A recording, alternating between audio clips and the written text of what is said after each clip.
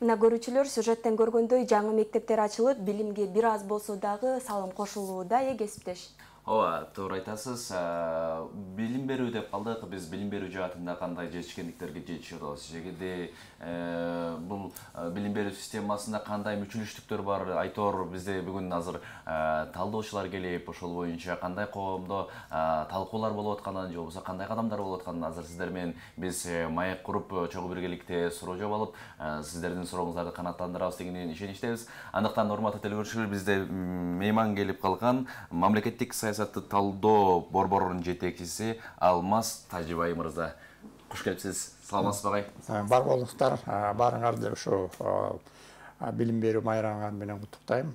Жакшылыктарга баарыбыздын ушу келечек үчүн үнтөлүп, кадыркы ушу кыргыз эли бакубат жашаганга аракет кылып жүрөбүз. Айтканыңыз келсин дейли, дароо эле биз кадамдан баштагыбыз келип турат, себеби кадамдар башталып аткан экен. 5 кадам деп бир долбоордун аркасында иштеп, ушул элге бир кандайдыр бир деңгээлде билим жаатынан мыкты бир стандартка чыгып берели деген негизде үмүттө кетип бараткан экенсиздер.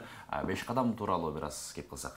Эми 5 кадам бул жарандык коомдун ушу активисттер болобу, же ушу дегиле коомчулукта ата-энелер болобу, ушу билим берүү системасы кадыркы заманбап талапка жооп бербегени боюнча булар талап койгон үчүн мындай коомдо ушу кыймыл пайда болду да. Булардын арасында ошо 1000дей жакын уюмдар бар.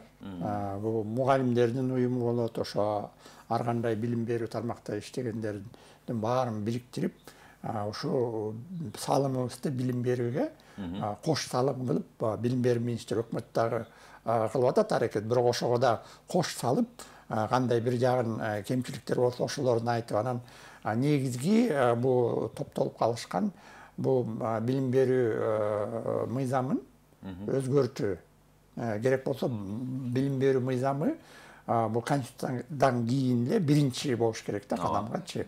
Ошондой кылып, керек болсо кодекс кылып, бирок бунун ичин баягы эски калдыктай эле калтырып койбой, жөн эле баягы мурдакы мыйзамды алып келип эле салып койбой, эттеринчи бу жерге мындай айтканда башкача ушу билим берүү кадыркы бир 30 жылдан бери, мына 31 жыл эгемендик алгандан бери биздин билим берүү системасы мындай айтканда жакшы эле өзгөргөн жок. Илгерки совет доорунда автократчалык, авторитардык же тоталитардык режимге баягы кул болгон элди тарбиялаган система калып калган да. Демек азыр ошого жооп бербегенди алып салып, аны өзгөртүш керек деп, бу жерде көп маселелер бар, аны силердин сурооңорго карата жооп берем. Ошондуктан 5 кадам деген бул 5 жана кадамдардын алдында эмне кылыш керекпиз? Кандай биринчи жанагы реформа деп кадыр баары эле реформа оозубуздан түшпөйбүз. Анан реформа десек, бул реформа баарына жакпайт. Бирөөнө жакса, бирөөнө жакпайт. Бирок биз болсо ошону кандай болсо дагы ошо 5 кадамда турган өзгөрүштөрдү киргизсекпи дегендейчи. Уруксат болсо мен аны деле айтып берем. Бул биринчи бизге көйгөй болуп турганда, мисалы мамлекет башчылары, мамлекеттин ошолор мына 30 жылдан бери билим берүү системаны спекуляция кылып жүрүшкөн, кандай бир саясатка аралаштырып, негизги мындай заказчик деп коет орусча.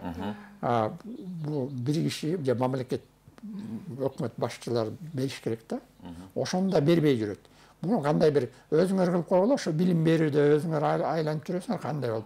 Бирок алар баягы ошо мындай айтканда сазга батылып калдык да. Ар кандай жакшы өзгөрүүлөр келет, токтоп калат да. Ошон үчүн биринчиден бул билим берүү системанын башкаруусун талдап, тандап, ошону табыш керекпиз. Кандай бизге модели керек дегендейчи билим берүү система. Мисалы, дүйнө жүзүндө биз жана айтып аткандай өзүнүн түптөрү бар. Билим берүү системасы бул же бюрократиялык болобу, же бюрократиялык болобу, же бул борбоштурулган, же деборбоштурулган система болот. Же бул тыштан келип башкаруу, же ичинден билим берүү система өзү башкаруу. Же бул чыгармачылыкты чыгаруу мындай же чыгармачылыкты эмес жанагы аткаруучуларды даярдоо деген ошондой көп эмени айтса мамлекет мына мындай кое берип кое элечи ошону айтыш керек бизге моундай система керек дегенде анан ошого карата моделди өзгөрүш керек бул биринчи кадамдардын бириси болот. Экинчиси болсо бул бизде жанагы жемкорлук баарыбыз билебиз. Жемкорлукка пайда берген бул билим берүү системасы бюрократияга басылган, көп бюрократика. Кичине солго жылсаң сени жумуштан алып салат. Мугалим дагы, мектептин директорлорун дагы алып салат. Анткени мен бага аткарбадың депчи. Ал аябай катуу ушундай мындай татаал да. Ар бир жерден эми баягы бизде көрүүчүлөр күлүшү мүмкүн. Мисалы жол кайгылдар токтотсо, аны менен мындай кандай бир өзүң чындыгыңды баягы далилдеп кереги жок, ырастап кереги жок, анткени ал табат. Кайсы жер анткени билет да. Жана ГАИ келип алып кармап алсачы бир жерин табат. Ошондой эле биздин система ошондой. Ошон үчүн буну дебюрократизацияга алып барыш керекпиз. Жөнөкөй кылыш керекпиз. Анын ичинде билим берүү системасында жанагы стандарттар бар. Окуу билим берүү стандарт, мамлекеттик стандарт бар, анан предметтик стандарт деп бөлүнөт. Бирок ошолордун баары аябай мындай орусча айтканда жестко регламентировано жазылган. Мисалы канча саат, эмне кылыш керексиң, кайсы мүнөттө баары мындай кенен жазылган да. Анан бир нерсесин бузуп койсоң эле болду, сен жанагы мамлекеттик стандартты аткарбаган, сааты дагы. Анан программа дагы бизде мындай болуп атат. Программа жазылган жакшы. Бирок мөөнөтү кыска. Кадыр балдар баягы эмне үчүн жетишпей жатат. Баягы программага анткени биз жана башында айтып кеттиңер, совет доорунда мисалы бир теманы өткөндө буну 2-5 сабактан кийин бекитип, анан кийинки темага өтчүбүз, ноктогачы. Кадыр болсо жанагы программа бар, бирок убакыт кичинекей, анан бөлүп, орусча айтканда галопом по Европам болуп, анан көбүнчө балдарыбыз жанагы мамлекеттик стандартты берилгенди ишке ашырылбай калып атат. Айтканда же башына жетпей, же аягына жетпеген калып калып аткан экен да. Сөзүңүзгө аралжы жана айтып калбадыңызбы, баягы мурунку учурда мисалы бир сабакты бир 3 жолу өткөнгөндө жакшылап чайнап берчи. Чайнап берчи депчи. Себеби азыр ошол 3 жолкуну бир сабакка келтирип койду деген ошондой. Ошол эле учурда биздин жаш жеткинчектер, азыркы окуучулар, балдар дейбизби, алардын аң сезими баягы ошол эрте кеткендей да. Мүмкүн туурабы деген дагы бир суроо жаралып калышы мүмкүн да. Буга оюңуз кандай? Эми мен жанагы айтып кетейин, ошо жанагы билим берүүдүн эми мугалимдерде педагогдор көбүнчө, анан педагогикада принцип бар. Ошону бузбаш керек. Биз бузуу эле келип атат. Бир принцип мына жанагы айтып кеткендей, аз нерсени билиш керексиң, колдонуш керексиң. Колдонуу билиш керексиң. Аз нерсени, бирок өмүр бою. Же көп нерсени эртең унутуп коесуң. Ошону тандаш керекпиз да. Бизде баягы көп нерсе берет. Анан мактанабыз, бизде стандартта эң кыйын дүйнө жүзүндө жүргөт. Бирок аны балдар баягы тиштеп жей албай жетишпейт. Мисалы, аш тамак бергенде сизге кичине убакыт берет да, жарым саат, жарым саатты 5 мүнөт кылып койгон.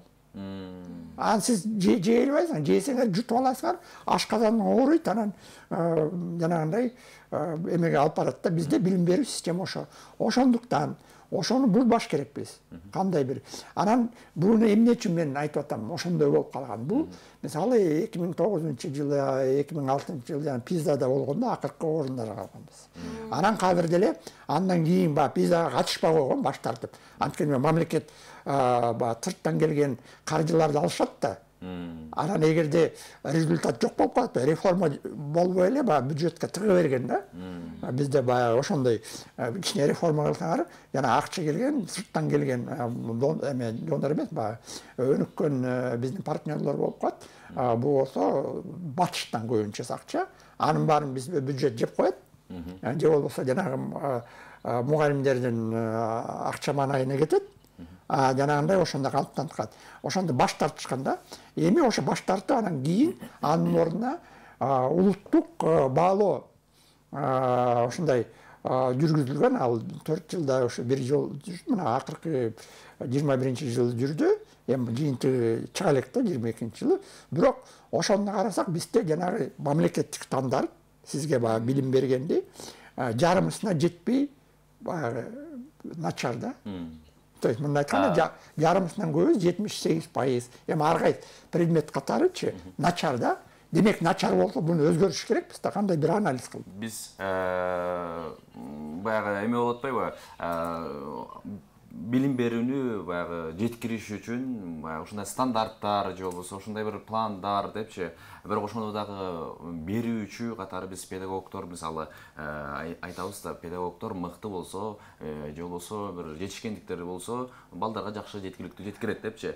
Бирок ошол эле учурда көбүнчө жашоо мыйзамы материалдык жактан баягы камсыз болбой жетишпегендиктен улам же бул жакка жетпей, же тигил жакка жетпей, баягы ортодо калып калган учурлар кездешти да. Анан кечээ жакында гана бир өлкө башчыбыз дейбизби, ушундай педагогдорду өтө колдоо максатында баягы айлык маяналарын көбөйтүп берип, эми көңүлүңөрдө окуучуларга бөлгүлө, мыкты деңгээлде сапаттуу бир билим бергиле деген талапты койду да. Бул жаатына сиздин ой пикириңиз кандай? Эми өнүгүп кетеби деген ишеничиңиз барбы? Тилекке каршы буну менен бул комплекстүү каралыш керек. Мисалы акча маанайын көбөйтүп койгон деген, мисалы көбөйтүп койгон менен ал баягы мындай жумуштун алып кетканды билбесе эмне кылабыз? Мындай болот да, биз 2014 жылы компетенциялык бурулганбыз. Компетенциялык деген бул эмне? Бул билимди ишке ашырылыш керек. Өнөр, мындай айтканда, бизде баягы сиз жана айтат, биз билим бер эмес, билим алуу деп сүйлөш керекпиз. Бизде ошо кайрайсың баягы философия акцент да, билим бериш керекпиз. Билим бербеш керек. Бизде ошо система ар бир жаранга, балдарыбызга билимди алып эмес, кадыр мурда эми алып уже бул кадыркы заман алдыга жылып барып атпайбызбы? Ошо билимди алып, өнүктүрүп, ушу жашоого колдонуш керек. Ошону мындай айтканда өнөр гана болуш керек да, мектепчи. Кадыр биз айтып атпайбызбы, билим кана депчи, мындай айтканда, билим имараты, билим ордосу депчи мектептерде жок. Бул илгирки калыптанып калган 19-20 кылымда. Кадыр 21 кылым. Кадыр биз аны жоготуш керекпиз. Керек болсо биз мисалы ошо биздин окуучулар менен сүйлөшкөндө, эмне үчүн билим берүү туура эмес педагогика жактан? Билим берүү анан алуу болуш керек. Билим алуу. Билим берүү анан алуу болуш керек. Биз баягы которгондо мисалы 30-жылда сабатчылык деп койчу да, ошо бир жагы туура болчу.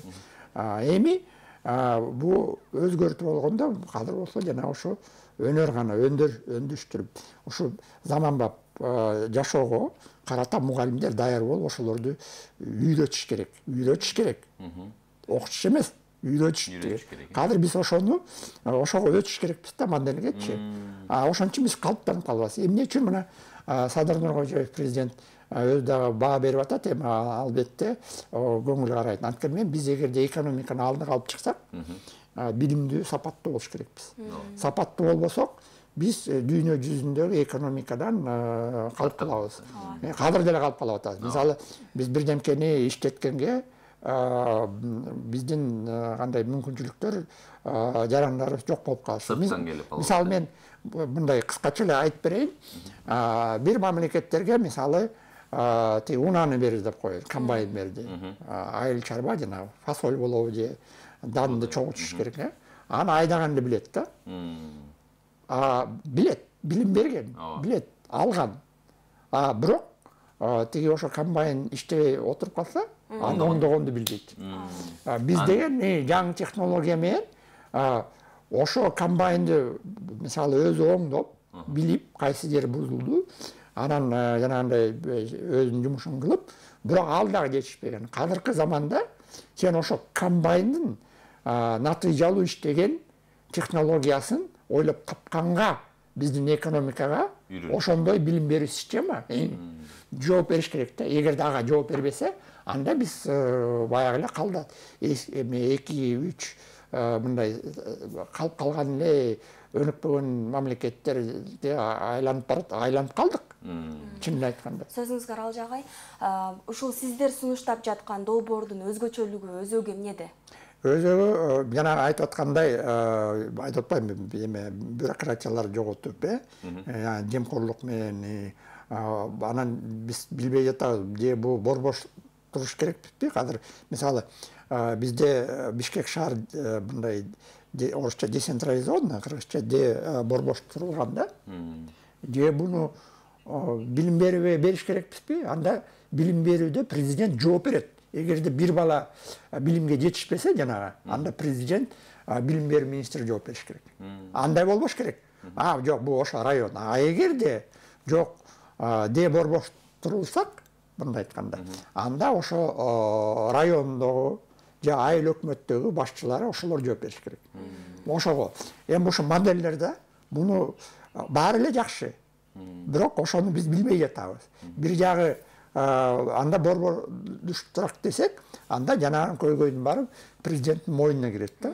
Агай, бул долбоордун келечеги барбы, колдоо табабы?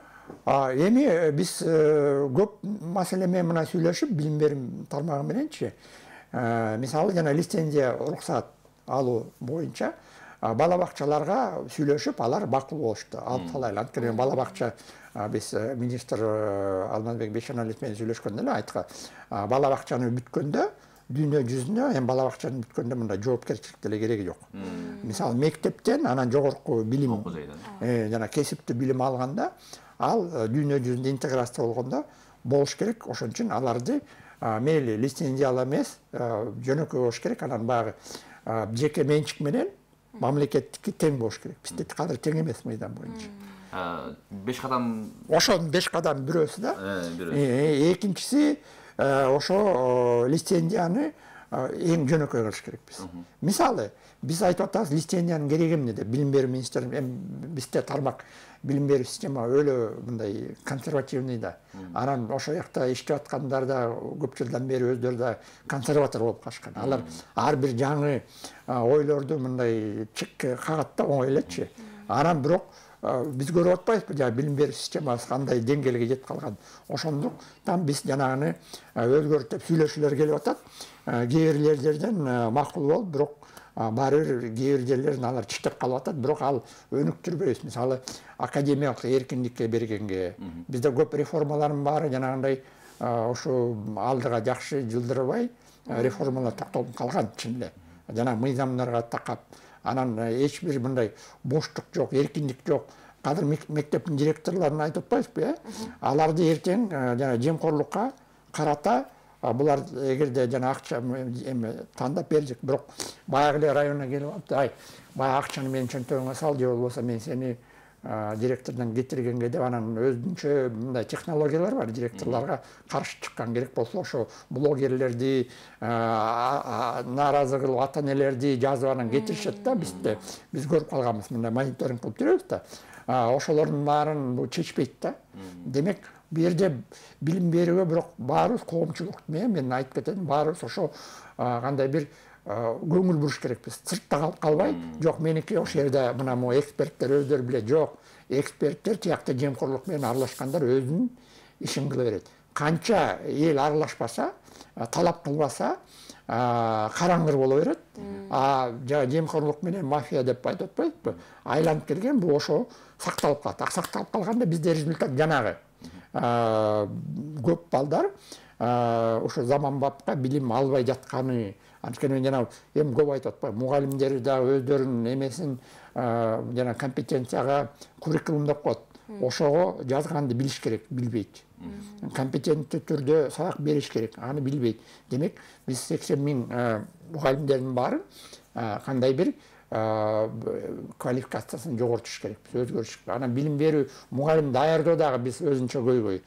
Заманга учурга болбойт. Бизде мурда баягы айлык астыктан мындай баары эле келип эле мугалим боло берген, чынын айтканда. Мисалы, биолог кандай мугалимдер башталыш класста келип сабак берип алган. Ушундай башалам, анан институт повышения квалификации жогорутка эптеп баягы заочный кылып алып эле бүтүрүп алышкандар дагы бар. Ушундай көп көйгөйдү. Анан кантип биздин балдарыбызга ошондой мугалимдер жана кыйкырып же болбосо баалоо боюнчачы, мисалы биз жаңы гуманизм педагогикага өткөндө өтпөй жатпайбызбы?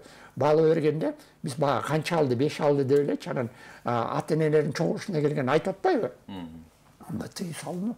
Бул баягы мындай купуя сыр болуш керек ата эне менен жеке мугалим журналдын да кереги жок. Бизге кайта электрондук журнал деп жемкорлук менен аралаштырып атпайбы? Журналдын да керек. Бизде кандай бир журналга баа болсо, анан ошо билим берүүнүн мындай сапаты деп айтып атпайбызбы? Аны бизде мугалимдер көтөрүлүп жогору стандартка келбей өздөрү коюп коет. Демек, бул дагы туура эмес. Ошон үчүн эң негизги балдарды баягы кандай жетишкен баалаш керекпиз деп ошондо киргизип атабыз. Анан баягы мамлекеттик билим берүү системанын каржылоо системасын биз ваучер деп атабыз. Ар бир адамдын башына карата кайсы мектепке барса, мейли жеке менчикке дагы болот, 22 миңби мисалы, ошо 22 миң жеке менчик мектепке кетиш керекпиз. Анткени толбой ошондо биз жеке менчикке барса, жеке менчиктер биз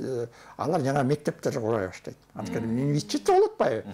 Демек, мамлекетти күтүп албайбыз. Мына Бишкекте 100 мектепке жетишпей деп атат, жетишпеген. 3 сменде окуп атышат, 2 сменде окуп атышат. Стандарт боюнча бир класста 20 бала окуш керек, 25 ашып кетчүчү. Бирок бизде гимназияда 30 деп келип аткан, факты менен карасаң 40 бала отурат, азыр биринчи класста 60 балдар отурат. Биринчи класстар бизде көбөйүп атат, мисалы 100% болсо мектептечи 50%га чейин башталыш класстын класстары көп да. То есть демографический баягы өсүп аткан, аны да биздин чиновниктер алдын ала ойлогон жок. Сөзүңүзгө Аралжа агай, баягы 5 кадамыңыздар эң баары тең өзөктүү экен деп билип атабыз. Кыскача бир суроо берейин агай. Биздин ошо билим берүү министр биз сертификат аркылуу деле мугалимдерди кабыл алабыз деген баягы оюндагы айтты да. Ошого кыскача жооп берсеңиз, ушул нерсе керекпи же булар билими аздык кылып калабы? Эми ар бир мамлекетте жанагы моделге карата биз кадыр билбей жатабыз. Мисалы биз мына талдоо боюнча карасак, бизге кандай модель керек? Жана айтып атпаймынбы, башында айтпадымбы? Бизге сырттан башкаруу же ичинен башкаруу? Бизде бюрократиялык башкаруу болобу же бюрократиялык башкаруу болобу? Ошону билбей жатабыз да. Демек, же бюрократия, же ошонун баарын эгер демесек, ошого карата жанагы кадамдарды кылыш керекпиз да. Анан сиз айтып аткан сертификат аркылуу мугалим болуп кете алабы, кыскаралып же 5 жыл окуп келиш керекпи? Жок, бизде дагы мындай да, жогорку билим кесипти бергендечи өзүнчө эле баягы акча алыш үчүн эле мошенниктер көз жумай кылып эле жылдарын көбөйтө берет да. Же болбосо бакалавр деп туруп магистратура кылып койду. Анан бизде мындай болуш керек да.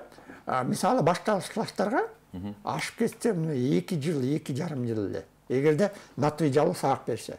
Бизде баягы 5 жыл кылып койгон, мурда 4 жыл кийинчи, 4 жыл. 4 жылдын ичинде бул мындай широкий профиль деп, мисалы мурда Жемпет болчу, кийин Арабаев болду. Аларда баягы музыканда, физкультуранда сабак берген, мындай көп мындай широкий баягы сабак бергенге даярдашкан. Ага мен макулмун. Бирок широкий эмес, кыска десе, жанагы орто кесиптүү кылып эле ал жетиштүү болот. Башталыш класста. Мисалы 1 жыл онай, 2 жыл онай дегендер. Анан эгерде анан бизде бу жерде жана айтып атпаймынбы, стандарт болот. Мисалы биз убагында Союз убагында айтып атпайбызбы?